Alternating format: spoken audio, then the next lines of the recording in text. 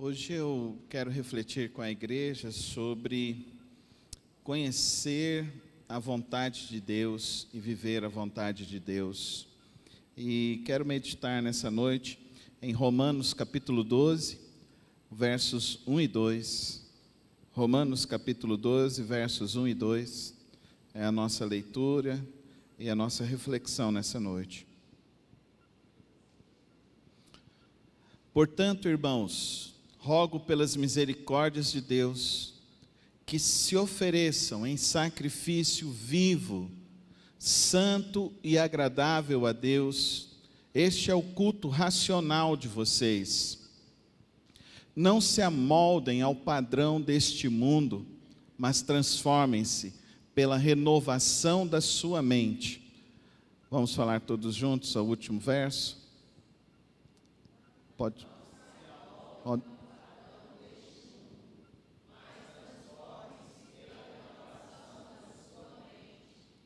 O restante. Para que sejam capazes de experimentar e comprovar a boa, agradável e perfeita vontade de Deus. Vamos de novo. Para que sejam capazes de experimentar e comprovar a boa, agradável e perfeita vontade de Deus. Santo Deus, reunimos aqui, ó Pai, para anunciar a Tua palavra, para refletir sobre nossas vidas. E eu rogo nesta hora que Teu Santo Espírito ilumine os nossos corações, para vivermos e cumprirmos os Teus propósitos, os Teus desígnios. É assim que oro ao Senhor, no precioso nome de Cristo Jesus. Amém e amém. O apóstolo Paulo, escrevendo à igreja que está em Roma, ele tem um intuito, ele quer lá visitar esses homens, ele quer lá visitar e conhecer essa igreja. Essa igreja é uma igreja composta de muitos judeus que se converteram ao Evangelho. E ele manda então a sua carta com antecedência antes da sua chegada. E é interessante essa parte, quando ele chega agora no capítulo 12, quando ele faz esse desafio de falar para esse povo. Ele leva 11 capítulos para chegar em algo prático para essa igreja. Os 11 primeiros capítulos, nós vamos ver o apóstolo Paulo falando para cada um de nós sobre a razão da fé. O capítulo 1 até o capítulo 3, nós vamos ver que a razão da fé é porque o homem é pecador. Então ele vai nos mostrar isso de todas as maneiras, como o pecado entrou na face da terra, como o pecado se estabeleceu, como o pecado deturpou a mente das pessoas, levando-as a viverem as coisas mais descabidas, que naquela época já viviam, em nossa época está avançando cada vez mais. Aí ele entra do capítulo 4 até o capítulo 6, nós vamos ver o apóstolo Paulo falando para nós o que Deus fez. E qual foi a proposta que Deus tinha para a humanidade? De resgatar a humanidade. A proposta e o projeto foi Cristo Jesus, que Ele veio ao mundo e Ele então se tornou um homem perfeito. Esse homem perfeito que viveu entre nós, esse homem perfeito que morreu na cruz do Calvário, e ele gasta um bom capítulo dizendo sobre a morte de Cristo Jesus, a morte em substituição, a morte propiciatória de Cristo Jesus por nós, a morte em que substituição a mim e a você pela penalidade dos nossos pecados. E ele fala desses benefícios da morte de Cristo Jesus. O primeiro benefício que recebemos é sermos justificados. Depois ele vai nos dizer que nós vamos receber o Espírito Santo e vamos ser batizados nesse Espírito Santo da promessa. E ele vai falar desse relacionamento do Espírito Santo com cada um de nós. E ele vai passar pelo capítulo 6, 7, justamente aprofundando essa experiência da novidade em Cristo Jesus. Ele chega ao clímax no capítulo 8, para mim é o capítulo mais primoroso do apóstolo Paulo, é o capítulo 8, quando ele fala que nós precisamos mergulhar nesse Espírito Santo, que a obra desse Espírito Santo em nossas vidas, ela produz efeitos imediatos e produz efeitos para a vida vindoura. Aí ele traz um destaque, o destaque do capítulo 9, e ele fala especificamente para os judeus, no capítulo 9, e mostrando então que a esperança do povo de Israel, não podia ser jogada fora, mas que agora nós temos uma nova esperança. Aí vem o capítulo 10 e 11 falando dessa nova esperança, e o efeito dessa nova esperança, que é a nova vida em Cristo Jesus.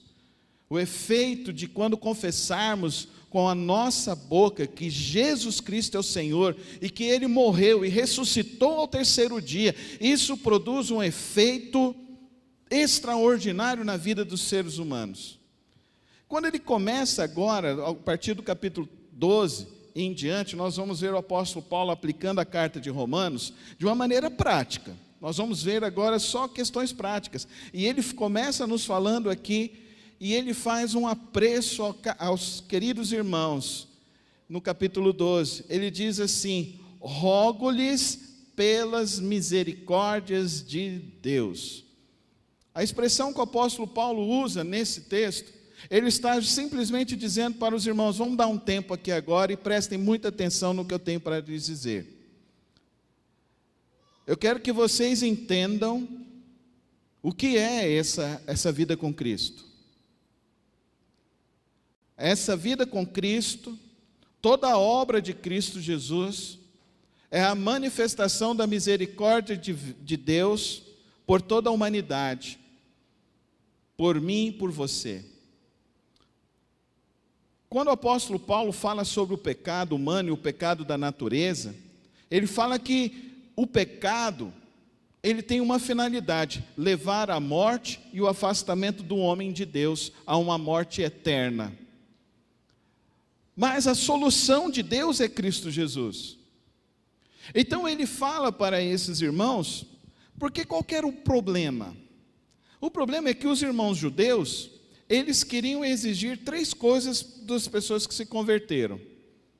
Eles queriam que eles mantivessem a circuncisão, eles queriam que eles continuassem guardando o sábado, e eles queriam também que os irmãos mantivessem o mesmo rigor da alimentação. Por isso que quando você chegar lá no capítulo 14, você vai ver que o apóstolo Paulo vai falar para nós, que nós não há mais essas coisas, nem a circuncisão, nem o sábado, e não há mais essa questão da alimentação, e que tudo é puro para os que são puros. Mas a ênfase do capítulo 12, ela é importante e necessária para todos nós. Deus colocou o propósito de pregar nesse mês de março, falando sobre a salvação em Cristo Jesus. Primeiro domingo de março, eu trouxe uma reflexão sobre essa vida com Cristo, esse encontro com Cristo. No segundo domingo, eu aprofundei um pouco mais nessa experiência com o Espírito Santo de Deus. Mas essa semana, Deus me colocou esses 2 versículos, e eles começaram a eclodir na minha alma e no meu coração, e quando eu pensava, o apóstolo Paulo pedindo para esses irmãos: parem tudo que vocês estão fazendo, eu estou rogando aqui para vocês, prestem atenção no que eu tenho para dizer para vocês, rogo-lhes pelas misericórdias de Deus. Quais são as misericórdias de Deus, querido irmão? Ele nos perdoou em Cristo Jesus, amém, irmãos? Amém? Naquela cruz vicária, Ele nos perdoou. A maldição do pecado foi cancelada em Cristo Jesus. Naquela cruz, então, nós somos adotados em Deus, e agora somos chamados filhos de Deus. Fomos adotados porque Ele morreu em nosso lugar, e agora Ele nos deu o poder de sermos adotados em Deus. Nós não pertencemos aos judeus, nós não temos raízes judaicas. Então nós somos enxertados, porque Deus escolheu assim, pela sua misericórdia. Ele nos declarou justo.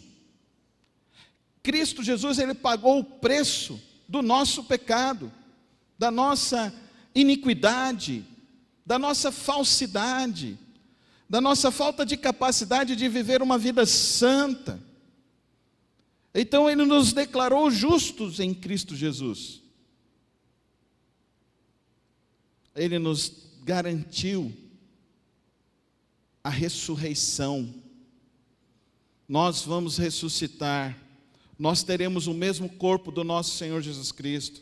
Ele nos deixou uma chancela de uma promessa, de que nós vamos viver com Ele em toda a eternidade, e que nessa eternidade não haverá mais pranto, não haverá mais choro, não haverá mais enfermidade, não haverá mais dores na alma, não haverá mais dores físicas, não haverá mais enfermidades, não haverá aquelas coisas que nos atrapalham, porque nós vamos viver com Ele eternamente, quando Cristo voltar.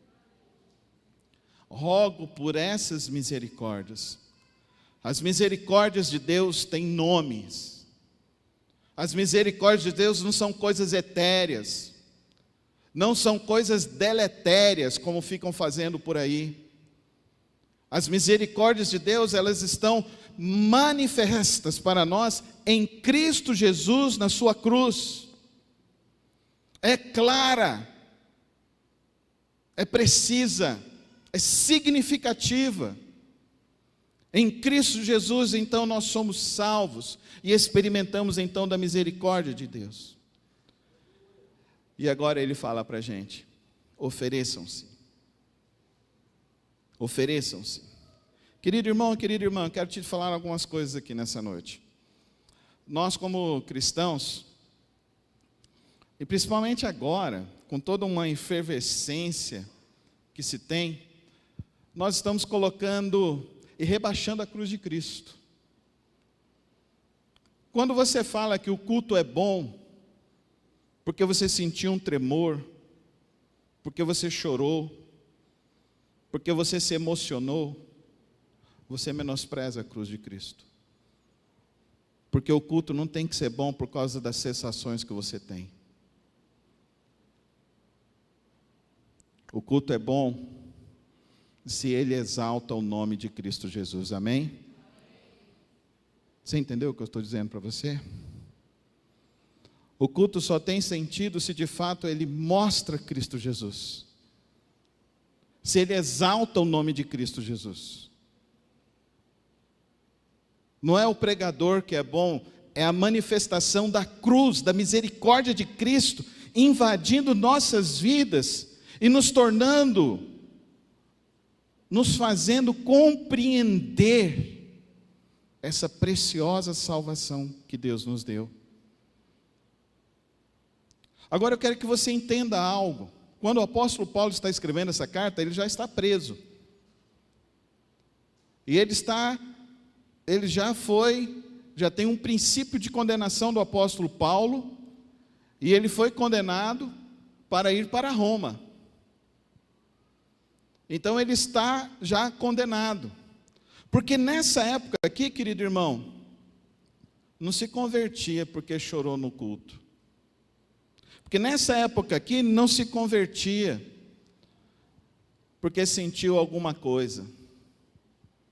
Nessa época aqui se convertia porque entendeu quem é Jesus Cristo e o que Ele fez por nós na cruz do Calvário. Você conhece Jesus Cristo? Você se lembra da primeira pregação que eu fiz aqui? Você conhece a Cristo Jesus? Você entendeu, querido irmão, que estão reduzindo e tirando Cristo Jesus do centro dos nossos cultos? Estão menosprezando o sacrifício de Cristo Jesus? As pessoas entram em muitos cultos, em muitas experiências religiosas e não conhecem nada de Cristo. E o que é pior, nem querem conhecer a Cristo Jesus, porque muitos estão amoldados nos pensamentos desta época. E quais são os pensamentos desta época? Eu queria destacar 2 pensamentos: o narcisismo e o hedonismo. O narcisismo é a pessoa que se acha o centro do mundo. Então, para ela, o culto bom é se ela fica emocionada. O culto bom é se ela sente algo. Isso é narcisismo. O hedonismo é quando o culto me traz algum tipo de satisfação. Então é o prazer para mim. Por isso que os casamentos estão fracassando. Porque no casamento, o amor é sentimento hoje. E o amor não é sentimento. O amor, segundo a palavra de Deus, ele não é substantivo, ele é um verbo. O amor é paciente, o amor é bondoso, o amor tudo sofre, tudo espera. O amor, ele age. Amém, igreja? Saia dessa esfera narcisista e hedonista, porque isso não faz com que a sua vida progrida em Cristo Jesus, não faz com que a sua vida amadureça em Cristo Jesus, mas ao contrário, nos torna viciados. Viciados. A igreja hoje é viciada em narcisismo e hedonismo, na centralidade do homem, na centralidade do eu. Por isso que as pessoas mudam tanto de igrejas. Porque elas querem algo para elas. Elas não querem olhar para a cruz e ver que Cristo morreu por elas. Porque quando nós olhamos para a cruz e entendemos que Ele morreu, o inocente morreu pelos meus pecados, pelos nossos pecados, nós deveríamos ter essa atitude que o apóstolo Paulo diz aqui: ofereçam em sacrifício vivo, santo e agradável a Deus. Porque quando eles se convertiam, era dada uma penalidade pelo Império Romano. Você declarou que você é de Jesus Cristo, você merece morrer. É isso que ocorre quando alguém se converte no Afeganistão. É isso que ocorre quando alguém se converte e é pego com uma página da Bíblia na Coreia do Norte. É isso que acontece no Vietnã. É isso que acontece quando alguém lá no Irã acessa um site cristão. Em menos de 1 hora ele vai ser preso. E a família nunca mais vai saber do paradeiro dele. Você acha que é justo a igreja viver tão irresponsavelmente e brincando e enxovalhando o nome de Cristo Jesus? E aqui o apóstolo Paulo, então, ele está fazendo esse preâmbulo aqui, dizendo, vamos parar aqui, esse interlúdio aqui no seu livro, para dizer, olha, ofereça a sua vida como sacrifício. E qual é, então, esse culto que Deus espera de mim e de você? Qual é o culto que agrada ao Senhor Jesus Cristo? O culto que agrada ao Senhor Jesus Cristo, irmão, é esse culto que você entende as verdades das misericórdias de Deus, que Ele deu em benefício para você, gratuitamente, graciosamente. E essa verdade, homens pagaram com a própria vida, porque entenderam que a vida tem um sentido maior. A vida não tem um sentido só em mim. A vida só tem algo para ser preenchida que está em Deus, que está no nosso Senhor Jesus Cristo. O sentido do verdadeiro amor está nele. O sentido da experiência verdadeira, da nossa experiência, da nossa jornada neste mundo está em Cristo. E por isso então ele diz assim, numa expressão: ofereça-se como um sacrifício vivo, santo e agradável a Deus. Este é o culto racional de vocês. Ele está dizendo para mim e para você o seguinte: se não tiver um culto na sua vida, esse momento vai ser vazio, vai ser sem sentido. Mas para quem é hedonista e narcisista, não está nem aí, porque o centro do mundo é ele mesmo, não existe Deus para ele. O que existe é que ele quer que tudo seja em torno dele. E ele é até capaz de ficar emburrado contra Deus. Eu conheço muita gente que está emburradinha por causa de Deus. Eu conheço muita gente que tem sérias dificuldades de aceitar que Deus é soberano, que Deus é amor e que Deus é justiça. Porque as pessoas querem um Deus para elas, mas não querem um Deus da palavra de Deus. Qual Deus que você quer? Qual Deus que você quer? Eu quero o Deus da palavra, porque a palavra para mim ela é a verdade. Amém, irmãos? A palavra de Deus é a verdade para mim. Eu creio no que o apóstolo Paulo escreveu, que toda a escritura é inspirada por Deus e apta para ensinar e conduzir a todo homem, a toda justiça de Deus, a toda verdade, a toda boa obra. Eu creio na inerrância da palavra de Deus, e eu não creio que a igreja tem autoridade do nosso Senhor Jesus Cristo para atualizar a Bíblia. E eu vou morrer pregando que pecado é pecado. Porque se você não entender que você é pecador, você nunca vai entender as misericórdias de Deus. Porque se você não entender que você necessita de Cristo, e que o único caminho é Cristo, você nunca vai experimentar essa obra maravilhosa do nosso Senhor Jesus Cristo. Você sempre vai ficar nessa ciranda religiosa, nessas esferas, que vai produzindo cada vez mais agnósticos, pessoas que até acreditam que existe um Deus, mas não têm um relacionamento com Deus, mas não se submetem a Deus. E o que é pior, nem acham que tem a necessidade. Charles Spurgeon falava o seguinte: se você não se dobra ao Criador todos os dias, você nunca conheceu o Criador. Tem pessoas que são capazes de falar que são de Cristo, que estão em Cristo, mas não se dobram, não oram, não buscam,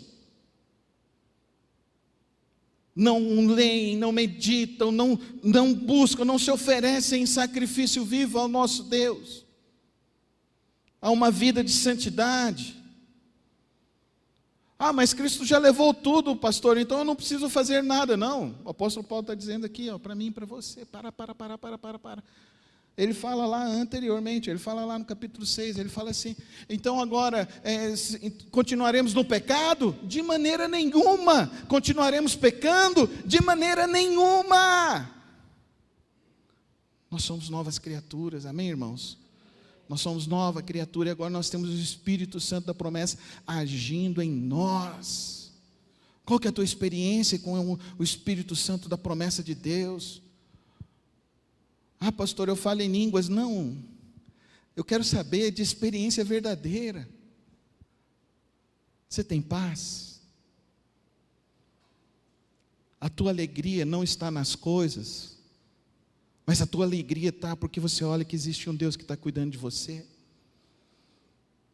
Existem atos de bondade na sua vida, atos de bondade para com as pessoas que estão do seu lado. Ou você é tão narcisista, e acha que as pessoas precisam pedir algo para você, porque o narcisista é assim. Eu me lembro, um irmão que uma vez me falou assim para mim: pastor, eu só vou servir na igreja se o senhor pedir. Eu virei e falei assim: então você nunca vai servir a Deus, porque a sua visão está errada.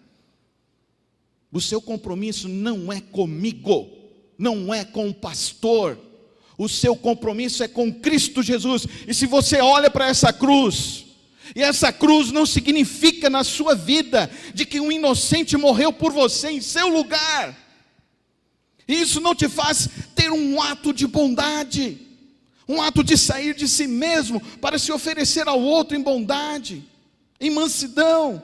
Você não tem experiência com o Espírito Santo. Você pode falar em línguas, você pode até ter orado e pessoas ter convertido, ter sido curadas, mas o alerta é até hoje para mim e para você, que não é isso que significa. O que significa é o Espírito Santo da promessa invadindo as nossas vidas e gerando em nós vida nova. Amém, irmãos? Amém, irmãos? Então o cristão, ele vive uma outra dimensão. Ele é manso. Ele tem domínio próprio. Vamos falar um pouquinho de domínio próprio no trânsito de Goiânia. Vamos falar de domínio próprio. Deixa eu te dar uma grande notícia que Deus me revelou, acabou de me revelar aqui, ó. O trânsito de Goiânia não vai melhorar, só vai piorar. Recebe aí, igreja. É isso que está acontecendo, irmãos. Mas eu quero te dizer a verdadeira notícia.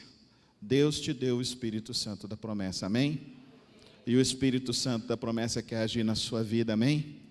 Quer fazer com que você dirija nessa cidade, meio-dia, 1h, 3h, 18h, e você está ali na paz do Espírito Santo de Deus, amém? Quantos aqui querem isso? Quantos vão viver? Porque já está disponível para mim e para você. Aí ele está dizendo para mim e para você, então o quê? Não se amoldem ao padrão deste mundo, mas transformem-se como? Pela renovação que acontece na sua mente. Muda a sua chave. Muda a sua chave, irmão. Deus te trouxe hoje aqui para você entender. Você precisa virar uma chave. Você precisa mudar uma chave. E começar a conhecer Jesus Cristo. E começar a conhecer a obra de Deus. E começar a experimentar das misericórdias de Deus. E ter certeza de que isso te atingiu. E ter certeza que esse Espírito Santo está agindo em você. E não é porque você teve um trimelique aqui, teve um sopro você estava numa igreja, alguém soprou e você caiu. E não é porque você foi em tal lugar e tal experiência. Não, essa experiência é simples. Essa experiência é muito simples. É se com a tua boca confessares que Jesus Cristo é o Senhor. E com teu coração se dobrar às misericórdias de Deus. E começar a dizer, Senhor, por que eu não te conheci antes? E por que eu não decidi viver por o Senhor antes? Querido irmão e querida irmã, a obra de Deus está acontecendo neste mundo. A obra de Deus está acontecendo todos os dias nesse mundo. E aqueles que de fato olharam para a cruz e viram que Ele morreu em seu lugar. Aqueles que olham para a cruz e entendem que Ele carregou a sua cruz. Aqueles que olham para a cruz e dizem, eu não posso mais ser o mesmo. Eles não vão se amoldar a este mundo. A mente deles vai ser renovada. A vida deles vai ser transformada. E eles serão capazes de experimentar a boa, perfeita e agradável vontade de Deus. Eu não sei a qual evangelho você foi apresentado. Eu não sei quais têm sido as suas crenças depois que você foi apresentado a este evangelho. Mas se este evangelho que você foi apresentado não fez você chorar pelos seus pecados, não fez você enxergar as suas faltas, os seus delitos, as suas iniquidades, você não conheceu o verdadeiro evangelho. Se o evangelho que você conheceu não te fez conhecer as misericórdias de Deus, você não conheceu o evangelho do nosso Senhor Jesus Cristo. Se o evangelho de Jesus Cristo não preencheu a tua alma com a alegria do céu, com a paz que excede todo entendimento, se você não experimentou o perfeito amor de Deus, e se isso não curou as tuas feridas, a tua alma, e se isso não encheu a sua vida de novos significados e sentidos, e se isso não te levou a sair da sua zona de conforto, de comodismos, e se isso não te levou a querer ser uma pessoa melhor, você não conheceu o evangelho do nosso Senhor Jesus Cristo. Se você ainda está em busca de sensações e de experiências, você ainda está preso e amoldado dentro da caixinha deste mundo, e esse mundo vai passar. Eu quero te dizer nessa noite, esse mundo está passando, e esse mundo não vai preencher, não vai produzir significado, não vai produzir sentido, e você vai passar a sua vida e não vai conhecer o perfeito amor de Deus. Mas se hoje você começar a dizer: Cristo Jesus, Cristo Jesus, Tu me salvou, eu entendi que agora eu sou filho de Deus, porque você morreu na cruz do Calvário. Eu entendi que agora eu tenho esperança, porque você ressuscitou ao terceiro dia. Eu entendi que agora eu tenho uma paz para desfrutar na minha vida todos os dias, não só num culto, não só numa esfera religiosa, não só numa caixinha quadrada de domingo, não, é todos os dias, por onde você for, Ele estará contigo todos os dias, é promessa dEle, é verdade dEle, Ele estará contigo, porque o Espírito Santo da promessa estará com você, por onde você for, e aonde você estiver, a paz de Deus vai reinar, o amor de Deus estará com você, o amor, a bondade, a paciência te seguirão todos os dias deste mundo. Você terá domínio próprio e você manifestará do reino de Deus neste mundo. É esse evangelho que eu amo, é esse evangelho que eu creio. Eu não creio no evangelho de homens, eu creio no evangelho de Cristo Jesus. E eu te convido a você fechar os seus olhos e se entregar a Ele. Não sei que caminho você tem trilhado na sua vida, mas eu quero que você experimente isso verdadeiramente, que você vire a chave e comece a dizer que sem Jesus não tem como viver. Eu quero que você diga que um dia você encontrou Jesus Cristo e você entendeu todo o propósito da sua vida, que agora você não precisa que ninguém peça nada para você, porque você entende que você é filho dele, é servo de Deus, servo do Deus vivo, e agora você pode ser filho, e você pode falar do amor de Cristo, e você deseja ver a obra dele crescendo cada dia mais. Feche os teus olhos. Se hoje você faz essa entrega verdadeira a Cristo Jesus, levanta a sua mão, é o que eu quero orar por você nessa noite. Amém, amém, amém. Vamos ficar em pé nesse momento, na presença do nosso Senhor Jesus Cristo.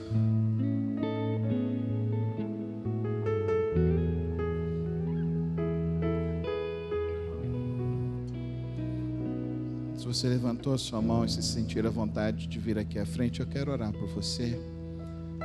Vem aqui à frente, quero orar por você nesse momento. Quero que a igreja se coloque em oração. E se você está aí, está ficando aí, e você diz que você entende o que é Cristo Jesus, o que Ele fez na sua vida, o que Ele está fazendo na tua história, então você entende que agora é hora de você orar.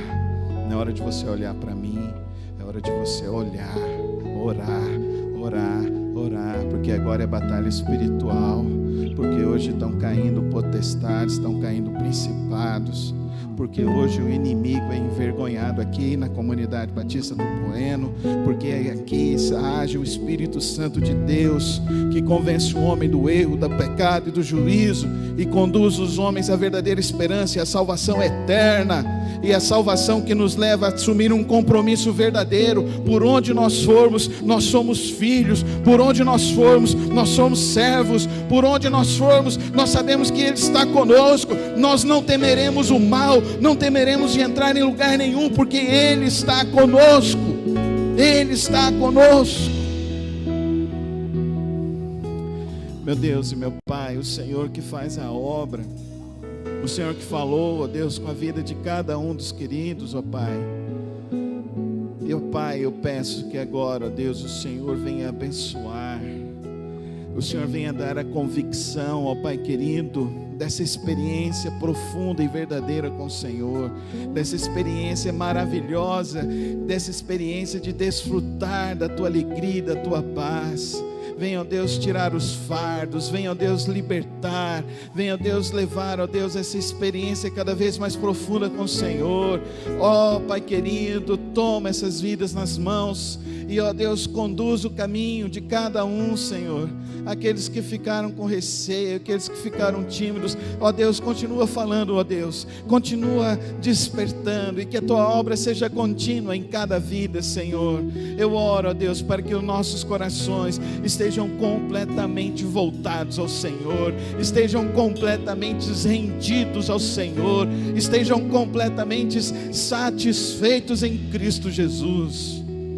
E que, ó Pai querido, o Senhor nos abençoe, que o Senhor nos guarde, que o Senhor nos livre de todo o mal, Senhor. Eu quero abençoar cada lar, cada família, ó Deus. Eu quero declarar em nome de Cristo Jesus, ó Deus, que hoje cai barreiras em famílias.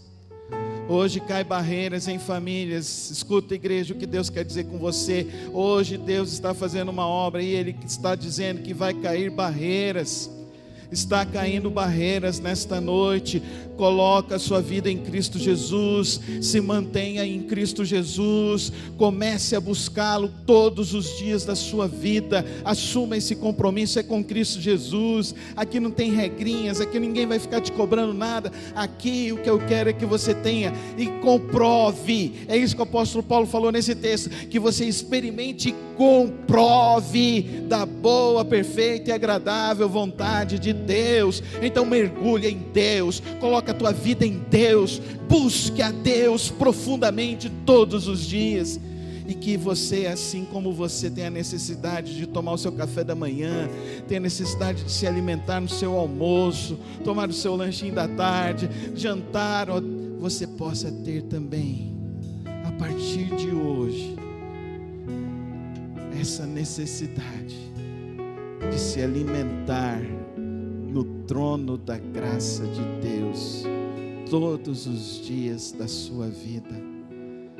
Todos quanto me buscarem vão me achar. Buscar-me-eis e me achareis, se me buscardes de todo o vosso coração.